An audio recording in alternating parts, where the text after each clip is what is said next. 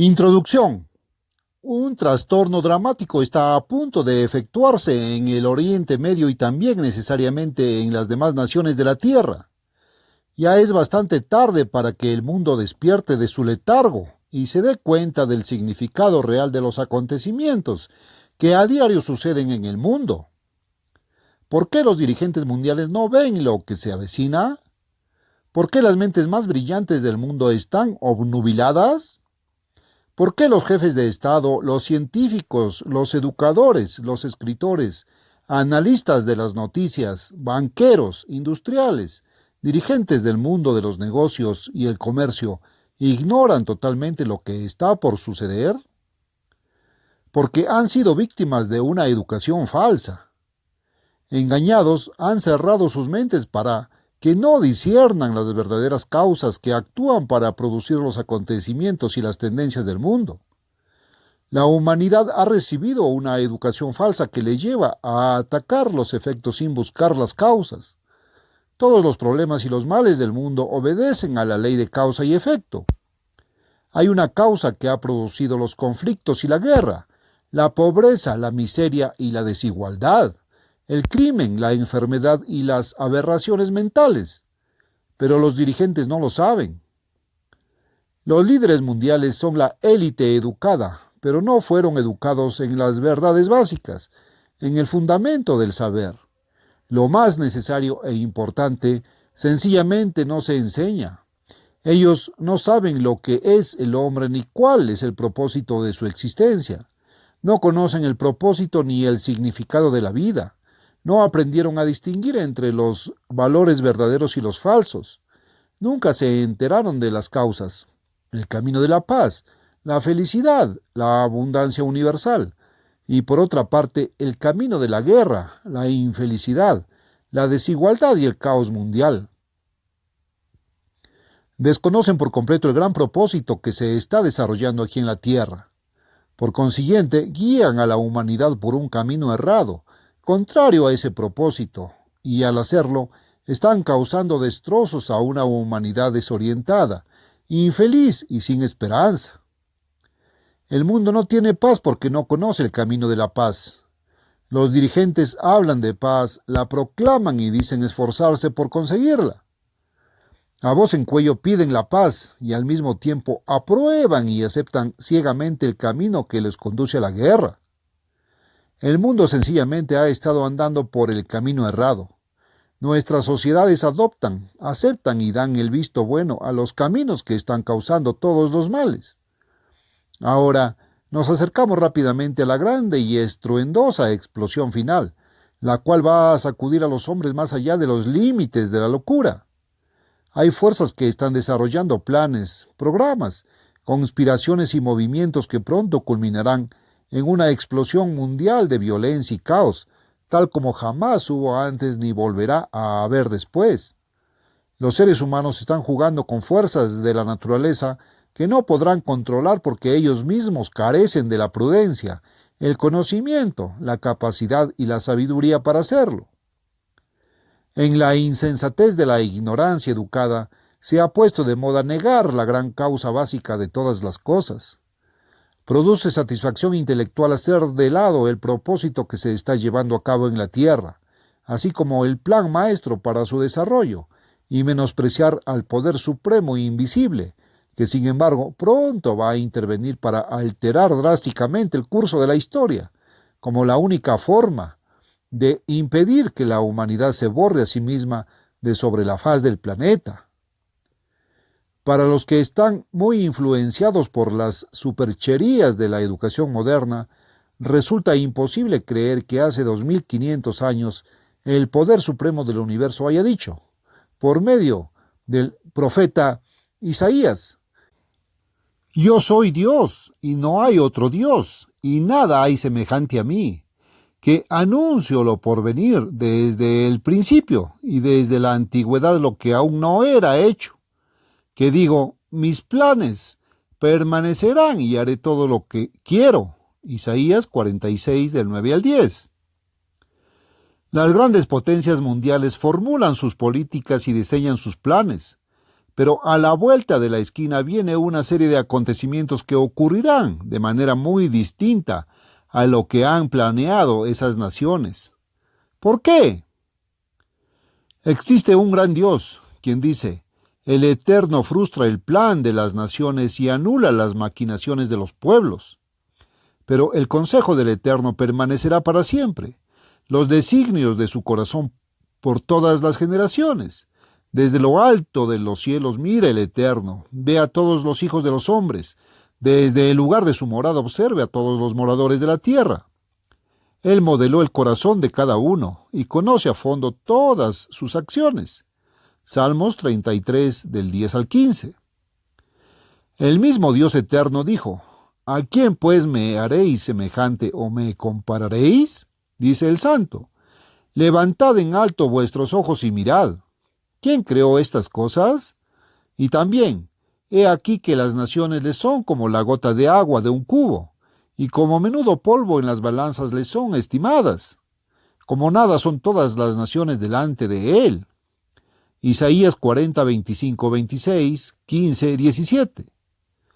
Mediante sus inspirados profetas, Dios hizo escribir hace unos 2500 años y conservar por escrito hasta nuestros días profecías que llenan aproximadamente un tercio de la Biblia. En ellas nombró todas las ciudades importantes de aquella época y también todas las naciones. Predijo exactamente lo que ocurriría a cada ciudad y a cada nación a lo largo de los años. En todos los casos, esas profecías se cumplieron. Lo profetizado efectivamente aconteció a Babilonia, Tiro, Sidón, Ascalón, Asdod, Egipto, Asiria, Caldea, Persia, Grecia y Roma. Nunca ha fallado. Esas profecías fueron precisas. Asimismo, en otras profecías, el mismo Dios Supremo ha predicho exactamente lo que ocurrirá a los Estados Unidos, Rusia, Gran Bretaña, las naciones de Europa Occidental, del Medio Oriente y otras. Sin embargo, las mentes más brillantes del mundo ignoran totalmente el cataclismo sin precedentes que se cierne sobre el globo. ¿Por qué no han entendido ni creído estas profecías? Porque la llave maestra que abre la puerta del panorama profético, haciéndolo comprensible para nosotros, ha estado perdida. Esa llave es la identidad de los pueblos de los Estados Unidos e Inglaterra dentro de la profecía. Ahora, esa llave ha sido hallada. La presentamos en este libro, para aquellos que estén dispuestos a ver sin prejuicios. Los hechos profetizados para los pueblos de Norteamérica e Inglaterra en los próximos años ocurrirán con absoluta seguridad. Dios dice: no hará nada el Señor eterno sin que revele su designio a sus siervos los profetas. Amós 3:7.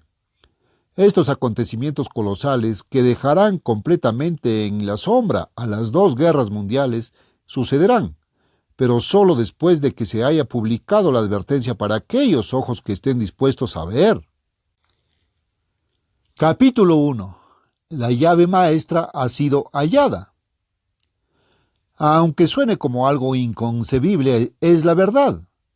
Los directores de la prensa, los periodistas y los corresponsales internacionales ignoran el verdadero significado de las noticias que escriben, analizan y evalúan. Los jefes de gobierno no tienen la menor idea de lo que significan los acontecimientos internacionales en que ellos mismos participan. No tienen la más remota idea del desenlace final que tendrán tales acontecimientos. ¿Increíble? Tal vez, pero cierto. Ante el Congreso de los Estados Unidos, el gran estadista británico Sir Winston Churchill declaró: ciertamente, muy ciega debe tener el alma aquel que no vea que aquí en la tierra se está desarrollando un gran propósito y designio, del cual nosotros tenemos el honor de ser los fieles servidores. Pero ni él mismo comprendía ese propósito. Es un propósito que fue diseñado hace muchísimo tiempo por la mente maestra del universo. Esta es una verdad, aunque casi nadie la reconozca. El ser humano fue colocado en la tierra para un propósito, y el Hacedor del hombre envió con él un libro de instrucciones que revela ese propósito y orienta al hombre para que lo cumpla. Pero el hombre ha rechazado la revelación y la guía divinas, y ha preferido seguir tropezando en la oscuridad de sus propios e inútiles razonamientos. Aproximadamente la tercera parte de este libro de instrucciones está dedicada a la enseñanza básica, es decir, revela al hombre los fundamentos del conocimiento que le son necesarios y que de otra manera no podría saber. Conocimiento de lo que es el hombre, por qué existe, a dónde lo puede llevar su destino, cómo alcanzarlo y cómo vivir felizmente mientras tanto. Revela el conocimiento de los valores verdaderos en contraposición con los falsos. Revela el camino de la paz, la felicidad, el bienestar y la abundancia. En otras palabras, revela el conocimiento más necesario de todos, aquel que forma la base sobre la cual se pueden estructurar los demás conocimientos que el hombre sí descubre por sí mismo.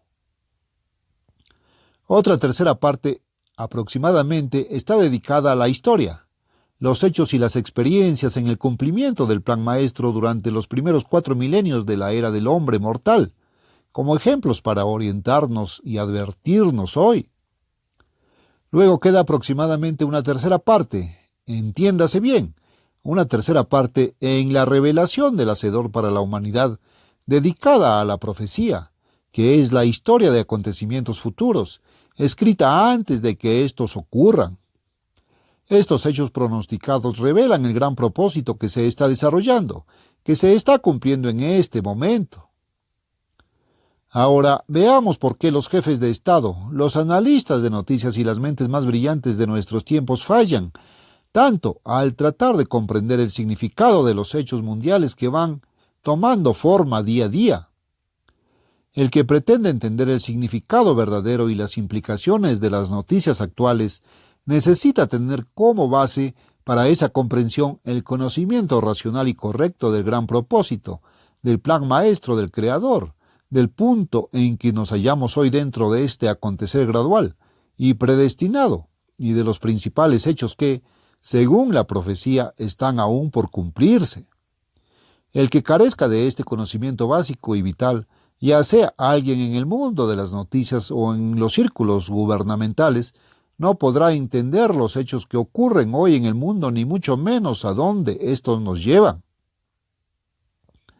De las personas que llevan sobre sus hombros la administración de los gobiernos y la difusión de las noticias, ni uno solo tiene ese conocimiento.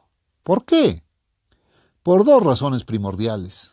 Una, han caído bajo el engaño de la educación errónea que apela a la vanidad intelectual y fomenta el rechazo desdeñoso y parcializado de esa revelación divina, la única que puede impartir esta clase de conocimiento. Y 2, la llave maestra para abrir las puertas cerradas de la profecía bíblica ha estado perdida. Las grandes potencias mundiales de nuestra época han sido y son los Estados Unidos, Gran Bretaña, la Unión Soviética, Alemania, Francia y otros países de Europa Occidental. La llave perdida es simplemente la identidad de estas grandes potencias mundiales dentro de la profecía bíblica. Los acontecimientos cataclísmicos que pronto sacudirán al mundo y lo dejarán atónito, desconcertado y sobrecogido, se relacionan directa y estrechamente con los Estados Unidos, Inglaterra, Alemania, Europa Occidental y la Unión Soviética. Ignorantes de cómo y dónde aparecen mencionadas específicamente dichas naciones, los círculos de la élite educada del mundo se hallan totalmente ciegos, incapacitados para entender el significado simple y llano de la profecía. Esta llave perdida, más que cualquier otra cosa, ha sido la causa de que la Biblia cayera en descrédito y fuera rechazada por el sistema educativo del mundo. La teoría de la evolución, que no ha sido ni puede ser comprobada, ocupó su lugar como el concepto fundamental para lo que se considera el enfoque racional del pensamiento. Es una tragedia colosal.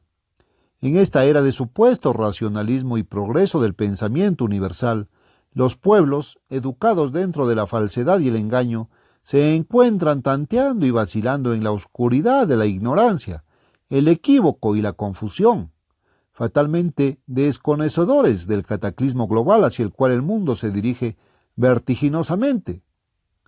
Así, los pueblos de la tierra han olvidado a su Hacedor, se han alejado de él, han cerrado sus ojos y dado oídos sordos a su dinámica revelación, que para aquellos que sí la oyen es una clara advertencia a los que ocupan las posiciones de mando y poder. ¿Es demasiado tarde? ¿Están nuestros dirigentes tan ciegos e imbuidos en su educación falsa, tan adormecidos que no pueden despertarse? Dios nos ayude ahora. El tiempo se está acabando aceleradamente, pero la llave perdida ha sido hallada. Esta llave es el conocimiento de la identidad de los pueblos de Inglaterra, Norteamérica, Alemania y otros en las profecías bíblicas. Esta identidad pasmosa es una prueba contundente de la inspiración y autoridad de la Santa Biblia. Al mismo tiempo, es una demostración clarísima de la existencia y actividad del Dios vivo. Una tercera parte de la Biblia es profecía, y aproximadamente el 90% de esa profecía se refiere a nuestros días, a nuestra segunda mitad del siglo XX. Es una advertencia para los pueblos de la tierra, una advertencia de vida o muerte. Una vez abierta la puerta de la profecía con esta llave maestra, ella cobra vida palpitante. Este libro abrirá ante los ojos dispuestos esa tercera parte de la Biblia que hasta ahora era imposible de comprender. Ninguna historia de ficción fue jamás tan extraña, tan fascinante, tan absorbente, tan rebosante de interés y suspenso como esta historia insólita sobre la identidad y el ancestro de los pueblos occidentales. En esta profecía, el Dios Todopoderoso hace una advertencia formidable. Los que lean y hagan caso podrán salvarse de la tragedia cataclísmica sin precedentes que pronto azotará al mundo. Si los pueblos de la tierra y sus gobiernos despiertan, hacen caso y vuelven nuevamente a su Dios, entonces las naciones podrán salvarse. Dios nos ayude a comprender. Capítulo 2. Profecías selladas hasta ahora. Cabe preguntar si las profecías bíblicas no estaban cerradas y selladas. Ciertamente lo estaban, hasta ahora, y aún ahora solamente pueden entenderlas aquellos que posean la llave maestra. Pero nos acercamos ya al final de 6.000 años de historia bíblica, al final de una era. Estamos en los comienzos de la crisis mundial que dará fin a la civilización actual. Estamos afrontando hoy condiciones que nunca antes habían existido en el mundo. Nuestro gran problema, en esencia, es cómo sobrevivir. Por primera vez en la historia del mundo existen armas de destrucción masiva capaces de borrar toda vida de nuestro planeta. Hemos escuchado a jefes de gobierno y a científicos destacados decir públicamente que el hombre tiene que adaptarse a vivir bajo la sombra amenazante de las armas aniquilantes, sin que haya solución a la vista. A aquellos que menosprecian y están llenos de prejuicios contra la Biblia decimos: esta ofrece la única esperanza. La ciencia no ofrece soluciones. Los políticos y jefes de gobierno no tienen respuesta. Solamente en la Biblia encontramos las noticias, dadas por anticipado, de lo que ciertamente va a ocurrir. Y ocurrirá antes de que la humanidad se aniquile por completo. Quizá otro pregunte: ¿no son la mayoría de las profecías simplemente viejos escritos del Antiguo Testamento dirigidos exclusivamente a la Israel de antaño? ¿No son cosas pasadas que no nos interesan ni nos atañen a nosotros? La respuesta es un no enfático. La mayor parte de estas palpitantes profecías no fueron dadas a la antigua Israel. La verdad es que estas profecías fueron escritas para nuestros tiempos, de modo que se refieren a las condiciones del mundo actual. Nunca antes se habían podido entender. Uno de los libros proféticos claves es el de Daniel. En realidad, el profeta Daniel no fue el autor del libro que lleva su nombre. El autor fue Dios. El mensaje fue transmitido a Daniel por un ángel de Dios, y Daniel lo puso por escrito para conservar hasta nuestros días lo que él escuchó. Al final del libro, Daniel escribió: y yo oí, mas no entendí, y dije: Señor mío, ¿cuál será el fin de estas cosas?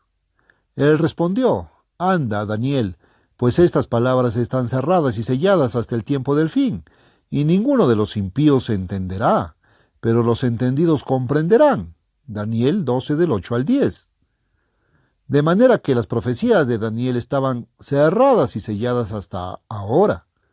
Ahora sí estamos en el tiempo del fin. Hoy los entendidos sí comprenden. ¿Quiénes son los entendidos? Solamente aquellos que temen y obedecen a Dios y que tienen la llave maestra para abrir las profecías cerradas. Dios dice: el principio de la sabiduría es el temor del Eterno. Buen discernimiento tienen todos los que practican sus mandamientos. Salmo 111, 10. La mayor parte de los que se dicen cristianos se niegan rotundamente a hacer eso. Con razón no entienden. Y no olvidemos, la llave específica que abre la profecía es el conocimiento definitivo de cuál es la identidad real de las naciones británica y norteamericana, tal como se mencionan en estas profecías. Detengámonos a pensar un momento.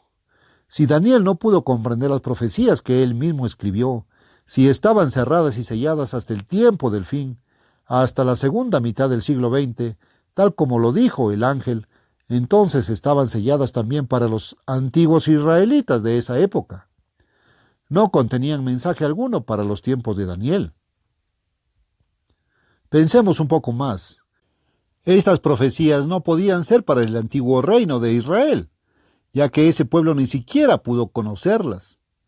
Daniel escribió durante la época de la invasión y el cautiverio del reino de Judá por el rey caldeo Nabucodonosor, 604 a 585 a.C.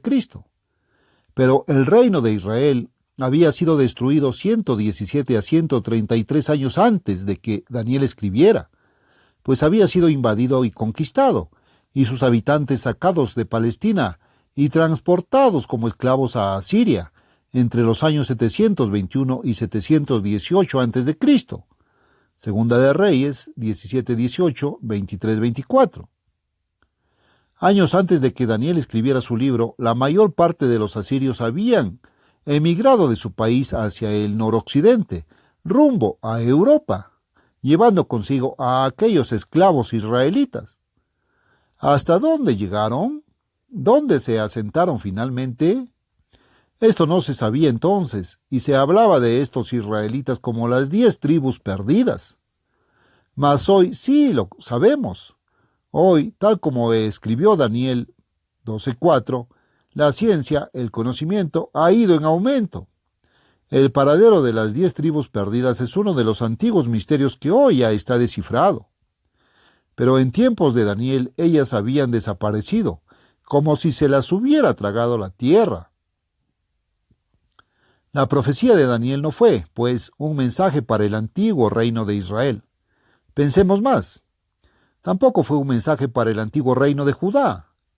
Cuando Daniel escribió, los judíos ya eran esclavos en Babilonia. Daniel era uno de los destacados príncipes de Judá, escogidos especialmente para servir en el palacio real en Babilonia. Daniel 1 del 3 al 6. La pesada carga de trabajo que tenía que desempeñar Daniel al servicio del rey gentil no le permitía llevar este mensaje cerrado y sellado a los judíos esclavizados y dispersos. Los judíos, reducidos a la esclavitud, no tenían ningún sistema de reunión religiosa. No tenían sacerdotes. La imprenta no existía y no había manera de distribuir literatura. Además, Dios había cerrado y sellado la profecía hasta el tiempo del fin, hasta nuestros días, ahora. El libro de Daniel no era un mensaje para los judíos del Antiguo Testamento. Por último, comprendamos. Es claro que estas profecías no se refieren a ninguna época fuera de la nuestra, este siglo XX. El libro más misterioso de toda la Biblia ha sido para la mayoría de las personas el libro de Apocalipsis. Pero el libro de Daniel es la llave que abre el entendimiento del Apocalipsis.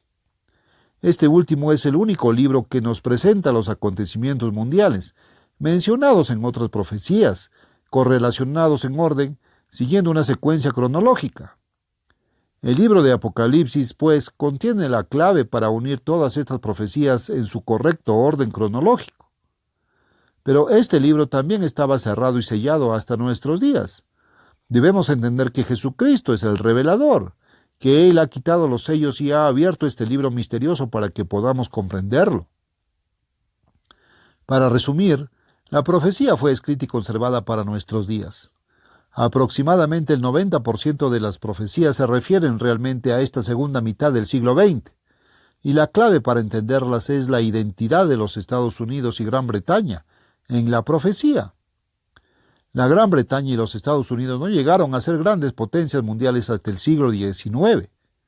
De repente, a comienzos de aquel siglo, las dos naciones que hasta entonces eran pequeñas y de menor importancia, tuvieron un auge vertiginoso, multiplicando su riqueza, sus recursos y su poderío, como ninguna otra nación. En 1804, Londres era ya el eje financiero del mundo. Los Estados Unidos habían salido súbitamente de su periodo infantil, las 13 colonias originales. Habían adquirido el enorme territorio de Luisiana y habían emprendido un desarrollo veloz que los llevaría a ser la nación más fuerte y poderosa de todos los tiempos. Inglaterra alcanzó su grandeza primero y hasta las dos guerras mundiales fue el imperio o mancomunidad de naciones más grande de toda la historia. Juntas, las naciones británica y norteamericana habían adquirido más de las 2/3 partes, casi las 3/4 partes, de todos los recursos cultivados y la riqueza de la tierra. Las demás naciones en conjunto poseían apenas poco más de 1/4. Gran Bretaña era reina de los mares y el comercio del mundo se llevaba a cabo por el mar. El sol nunca se ponía en las posesiones británicas. Ahora reflexionemos.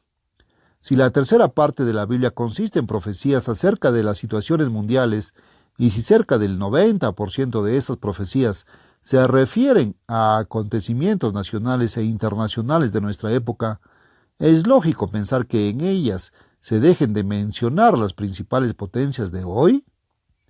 ¿Asombroso? Ciertamente.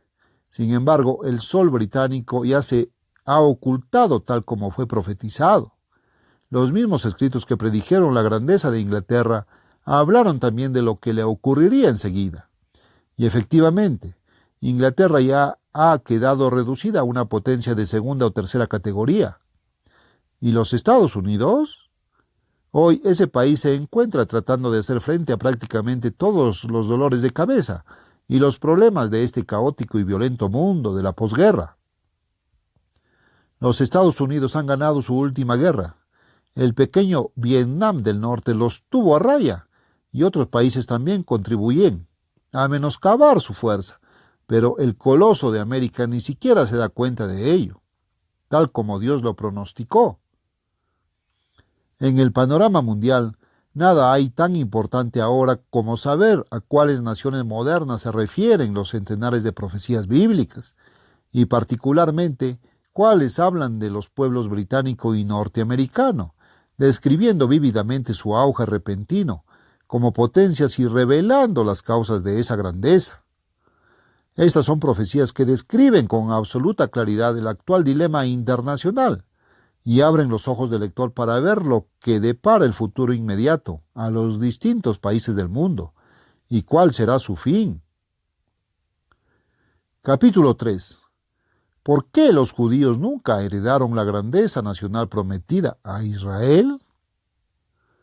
Antes de la Segunda Guerra Mundial, los pueblos británico y norteamericano habían adquirido más de las 2/3 partes de las riquezas y los recursos cultivados del globo.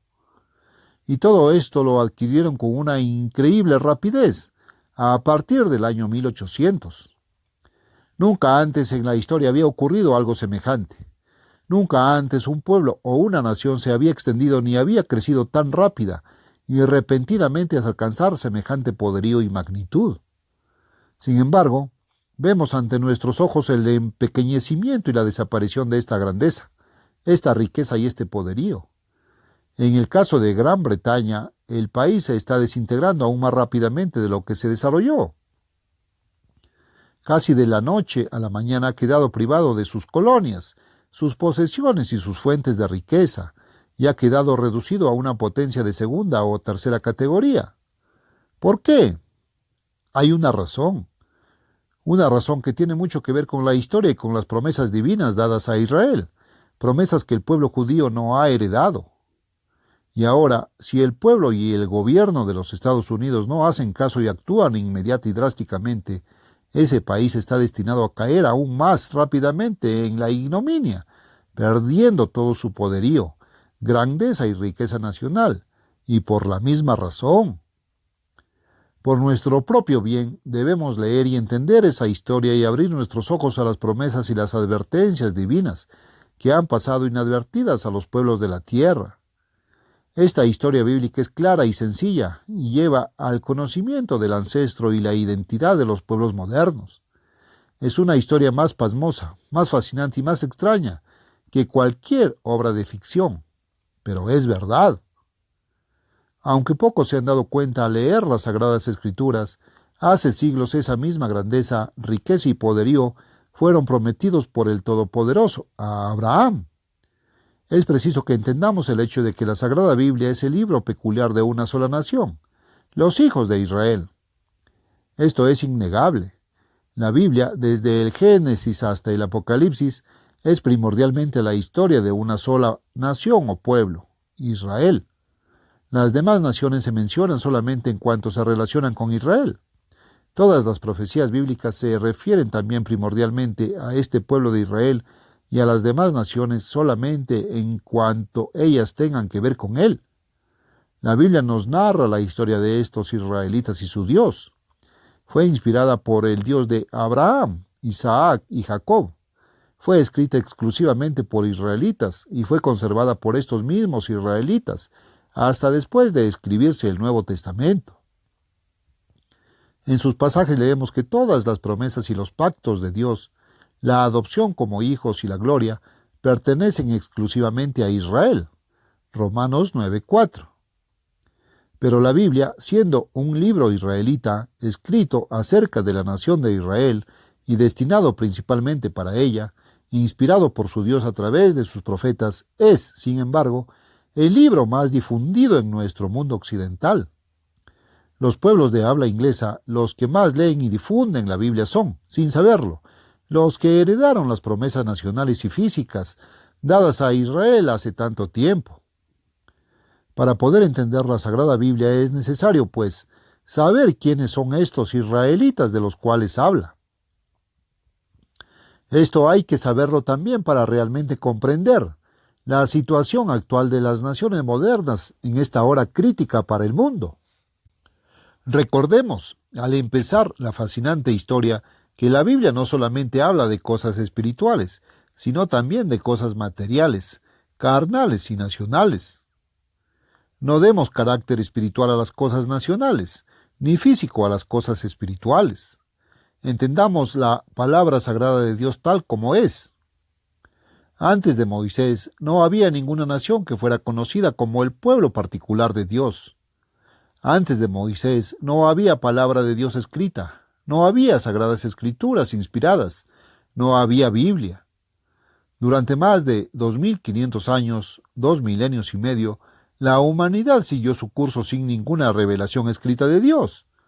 El único registro histórico que consigna el trato entre Dios y los hombres antes de la existencia del pueblo de Israel es el que nos revela la Biblia.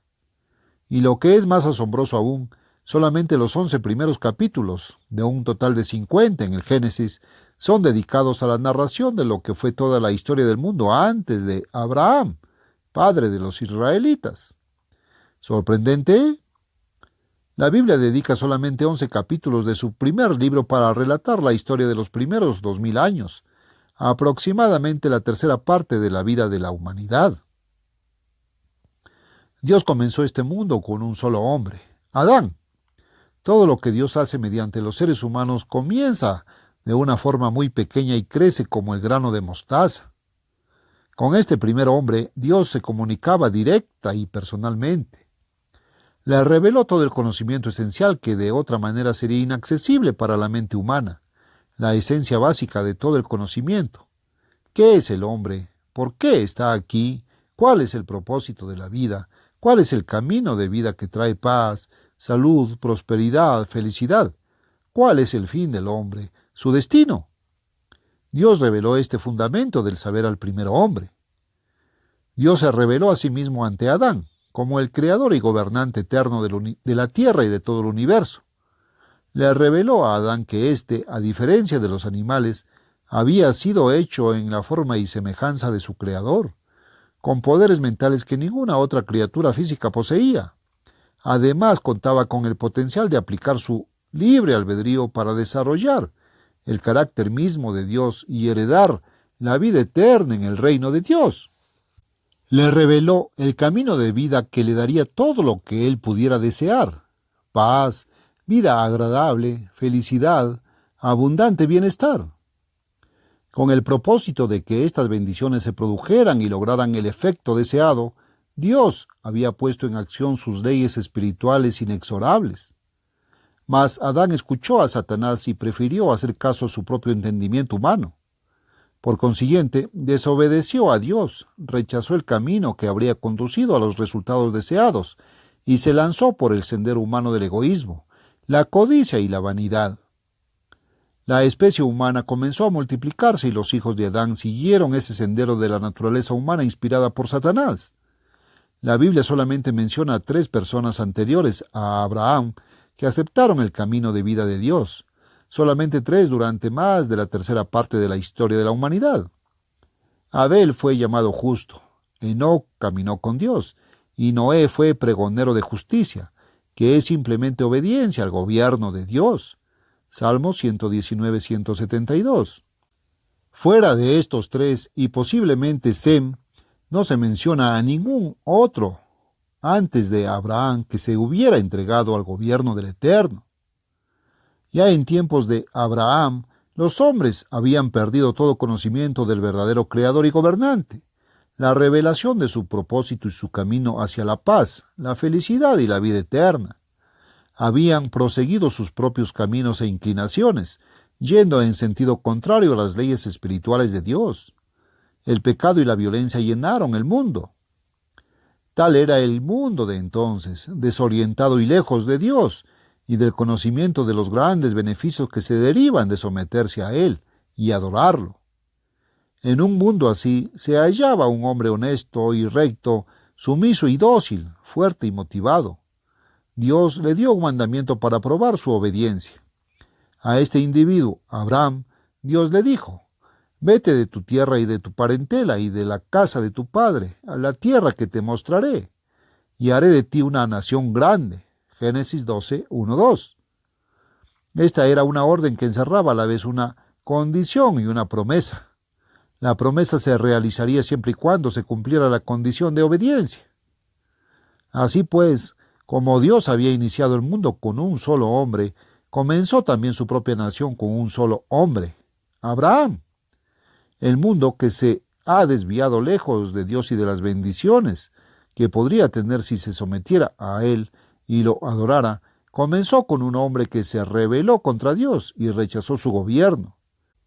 Asimismo, la propia nación carnal de Dios, de la cual ha de renacer el reino de Dios, comenzó también con un hombre, uno que aceptó la autoridad de Dios y lo obedeció sin vacilar. ¿Acaso Abraham se detuvo a discutir y razonar? No respondió en forma renuente como: «Un momento, seamos razonables. Aquí estoy en Babilonia, en el corazón del comercio, la sociedad y la alegría. ¿Por qué no me puedes dar esta promesa aquí mismo, donde todo es tan agradable y llamativo? ¿Por qué tengo que abandonarlo todo para irme a una tierra incivilizada?» ¿Acaso Abraham discutió, se rebeló, resistió o se opuso? Ciertamente no. La Escritura nos dice simplemente: «Y se fue Abraham». Génesis 12:4. No se puso a discutir con Dios ni sacó sus razonamientos humanos para arguir que Dios estaba totalmente en el error. Tampoco hizo preguntas necias como: «¿Por qué tengo que irme? ¿No puedo hacer lo que se me antoje?». Se fue Abraham. Obediencia absoluta, inmediata, sin vacilación. De modo que Dios estableció a este individuo, cuyo nombre cambió a Abraham, como progenitor de la nación de Dios, Israel. Dio a Abraham y a sus descendientes todas las promesas. Y nosotros tenemos que ser como Abraham, Por medio de Cristo tenemos que convertirnos en hijos suyos, para que podamos heredar la promesa de vida eterna en el reino de Dios. De su propia nación carnal Israel, el Eterno dijo: este pueblo que he creado para mí, a fin de que multiplique mis alabanzas.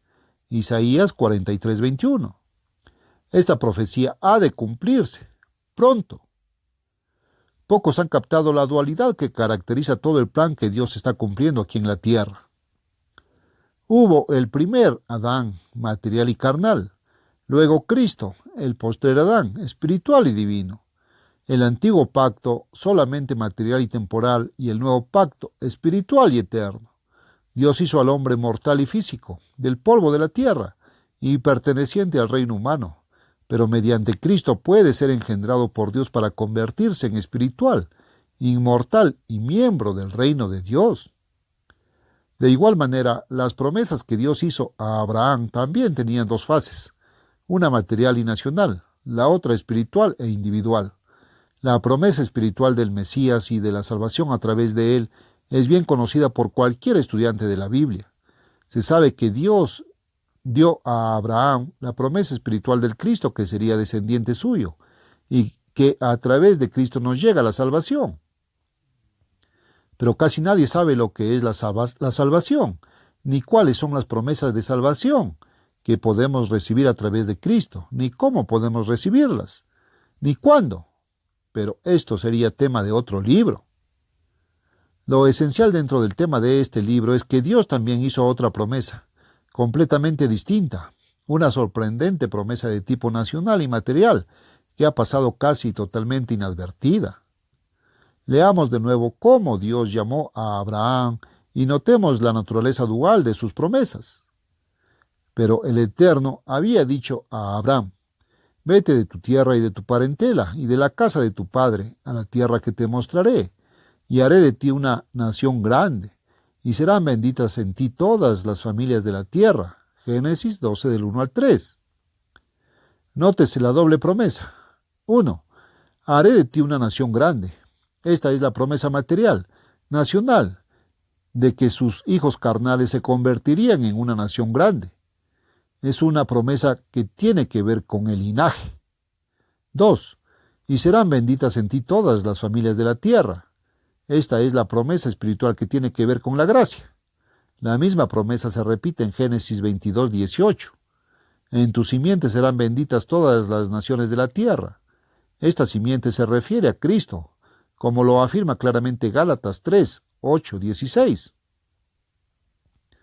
Este es el punto donde los cristianos profesos y sus maestros han caído en el error y la ceguera. No han captado la doble promesa hecha por Dios a Abraham.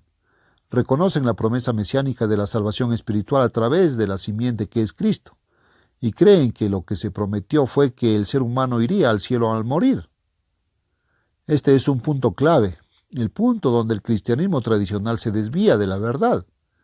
Aquí se aparta de lo que le daría la llave maestra faltante, la clave para descifrar las profecías.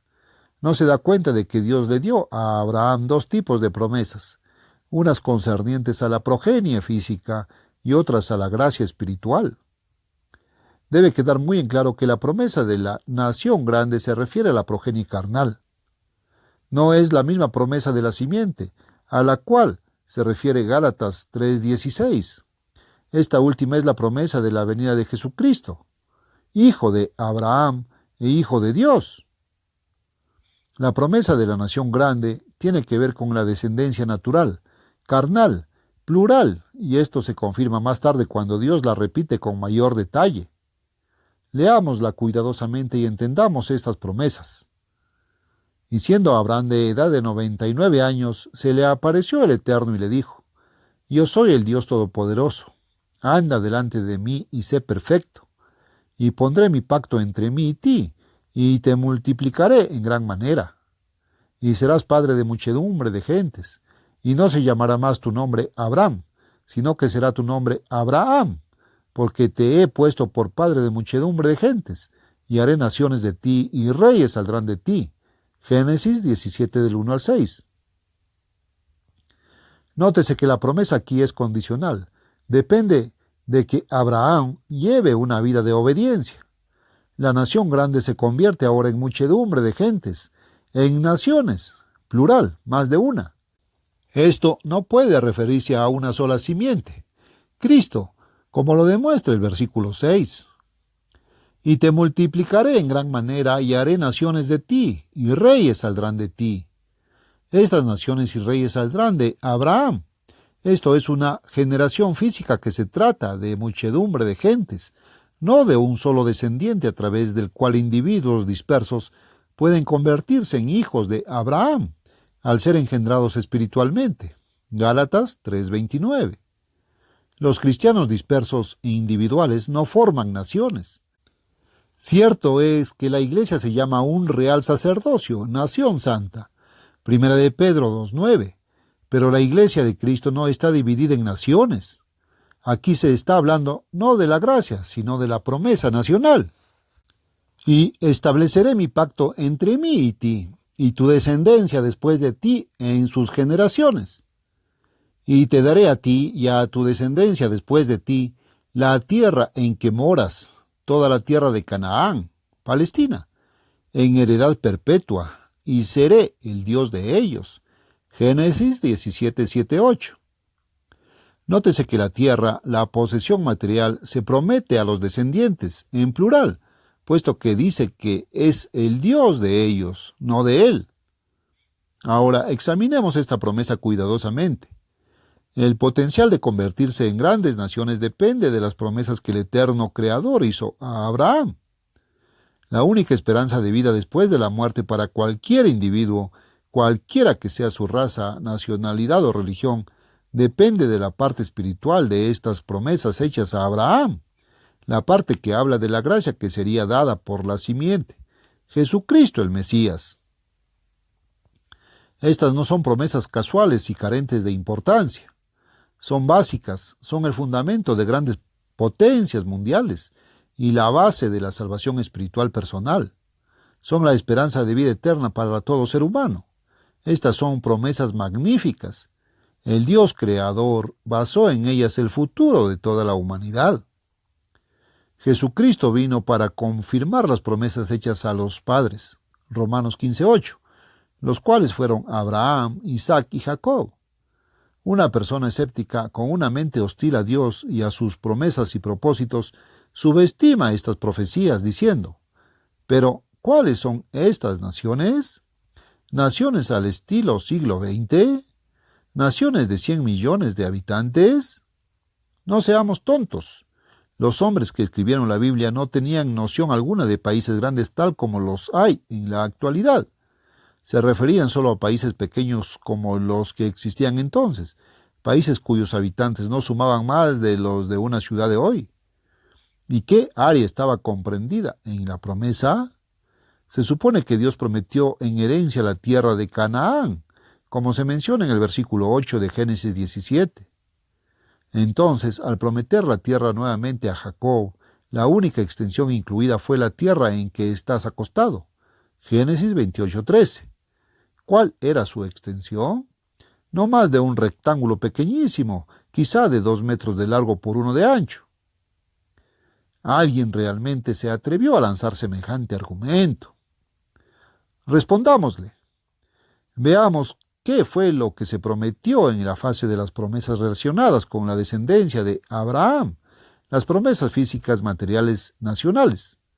La fase espiritual la explicamos en otros libros y artículos. Acabemos primero de escuchar la mencionada refutación.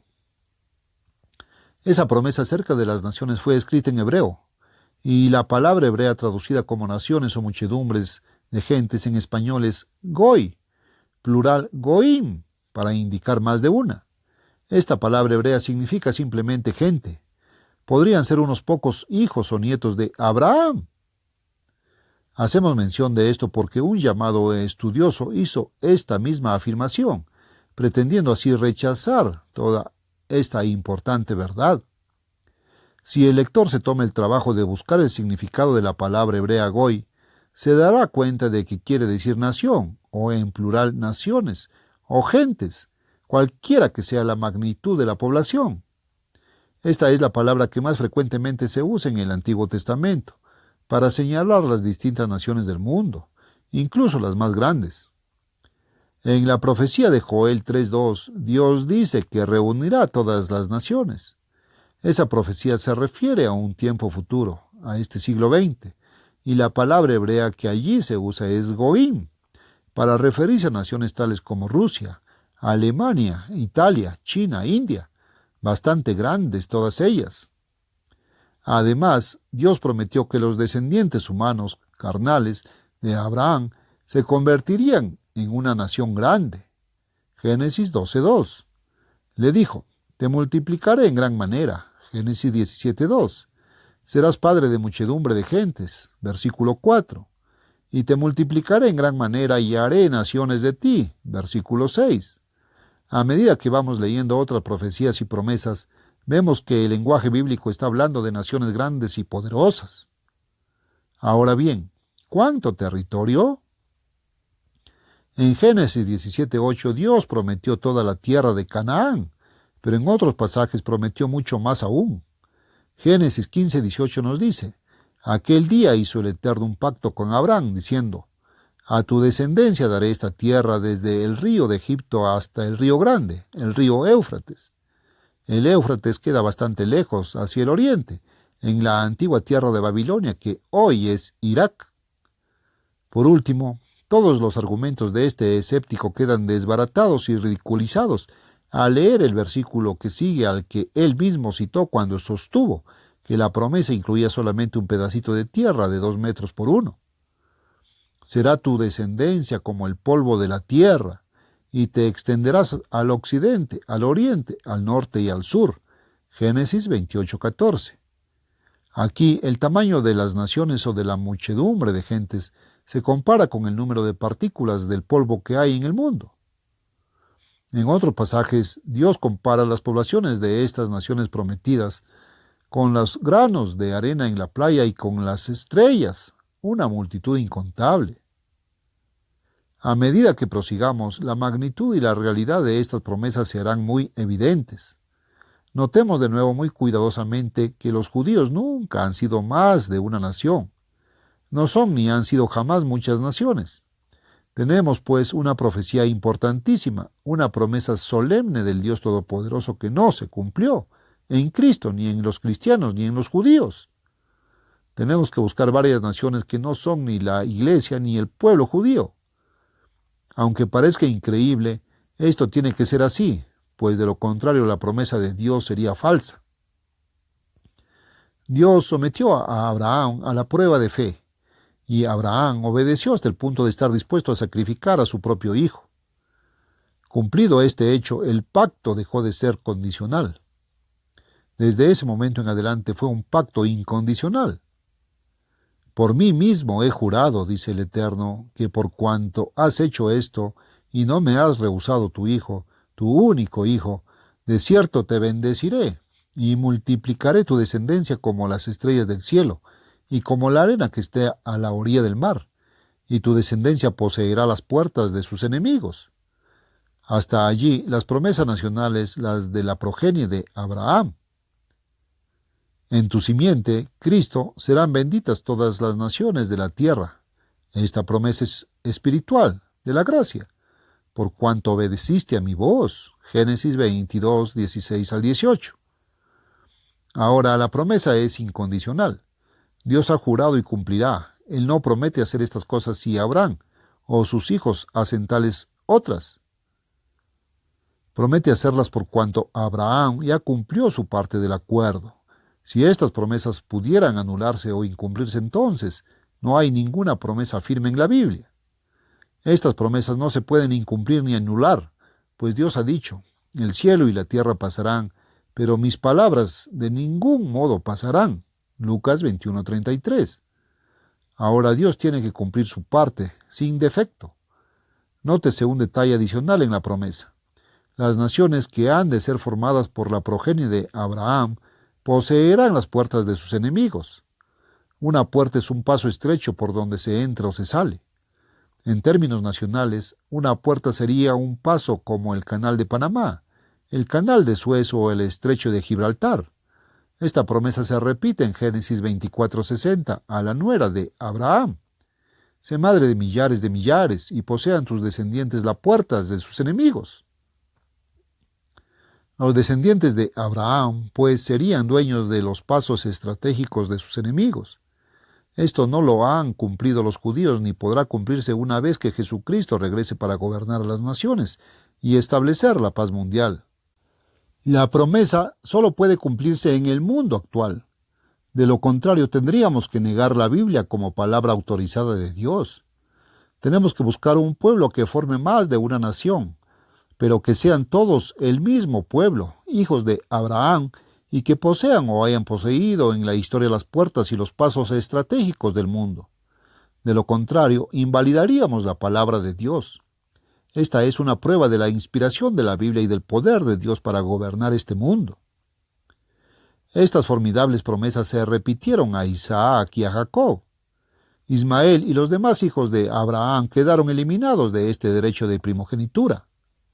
Esaú, hijo de Isaac y hermano gemelo de Jacob, lo vendió y quedó rechazado como heredero de la primogenitura. La promesa, tal como fue confirmada a Isaac, aparece en Génesis 26, 3 al 5. Habita como forastero en esta tierra y estaré contigo. Y te bendeciré, porque a ti y a tu descendencia daré todas estas tierras. Y confirmaré el juramento que hice a Abraham tu padre.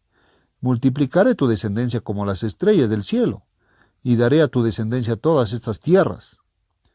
2 veces Dios prometió todas estas tierras, una extensión que tiene que ser muy grande, y dijo que los descendientes de Isaac habrían de multiplicarse como las estrellas del cielo, una población sumamente grande. A Jacob se le repitió la promesa en Génesis 27 del 27 al 29, donde se añade la bendición material de prosperidad y abundancia de la tierra, con la profecía de que las naciones gentiles serían fuertemente influenciadas y en algunos casos gobernadas por las naciones de Israel poseedoras de la primogenitura. Dios, pues, te dé del rocío del cielo y de las grosuras de la tierra, y abundancia de trigo y de mosto. Sírvante pueblos y naciones se inclinen a ti. Sé señor de tus hermanos, y se inclinen ante ti los hijos de tu madre. Malditos los que te maldijeren y benditos los que te bendijeren. Nuevamente encontramos las promesas en Génesis 28, 13, 14, con el detalle adicional de que estas naciones de Israel se extenderían por todo el mundo. Y he aquí el Eterno dijo: Yo soy el Eterno, el Dios de Abraham, tu padre, y el Dios de Isaac. La tierra en que estás acostado te la daré a ti y a tu descendencia. Será tu descendencia como el polvo de la tierra, y te extenderás al occidente, al oriente, al norte y al sur. La voz hebrea original traducida como extenderás significa ir más allá. Esta promesa no pone límites a la distancia hacia donde los descendientes de Jacob se extenderían rumbo al norte, sur, oriente y occidente. Así indica que se extenderían alrededor del mundo, como queda confirmado en Romanos 4:13, porque la promesa a Abraham o a su descendencia de que él sería heredero del mundo. Pero esto no les promete que los descendientes de Abraham heredarían y serían dueños y poseedores de toda la tierra sin dejar nada a los gentiles, sino que en los años y siglos por venir se extenderían y ocuparían distintas partes del mundo. La tierra nueva, después del milenio, sí será habitada únicamente por quienes se conviertan espiritualmente, a través de Cristo, en hijos de Abraham. Romanos 4:13. Hay una fase de esta profecía que nadie había tenido en cuenta ni había entendido antes. Estas naciones israelitas, dueñas de la primogenitura, efectivamente se extendieron y ocuparon varias áreas en distintas partes del mundo.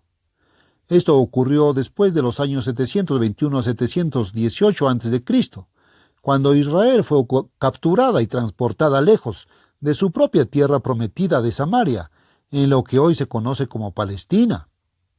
Los siguientes versículos en Génesis 28 completan esta fase de la profecía. He aquí, yo estoy contigo, y te guardaré por donde quiera que fueres. Dios no se refiere aquí a Jacob personalmente, sino a sus descendientes que habían de extenderse en todas direcciones.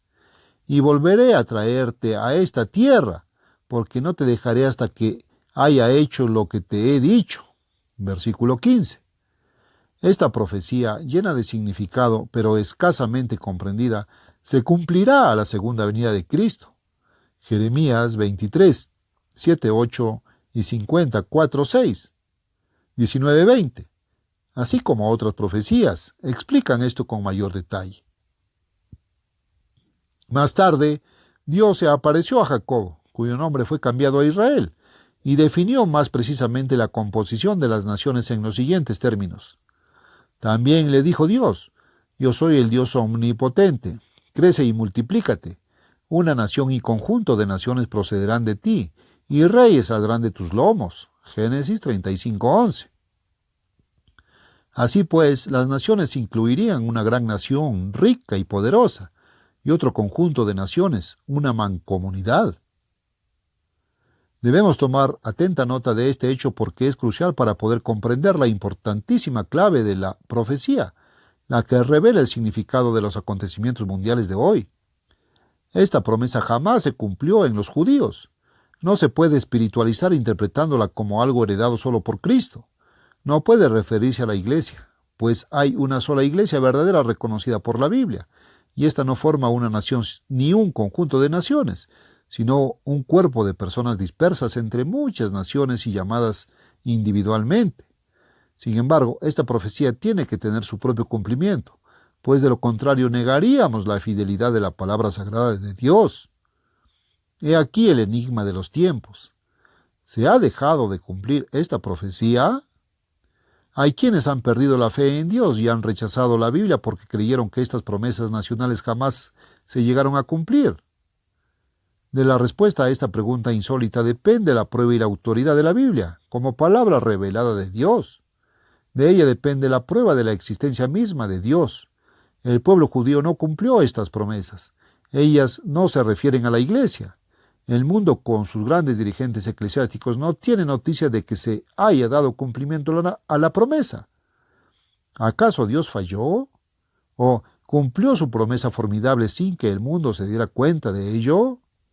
La respuesta a esta incógnita es la revelación más asombrosa de la verdad bíblica de la profecía y de la historia inadvertida por los hombres.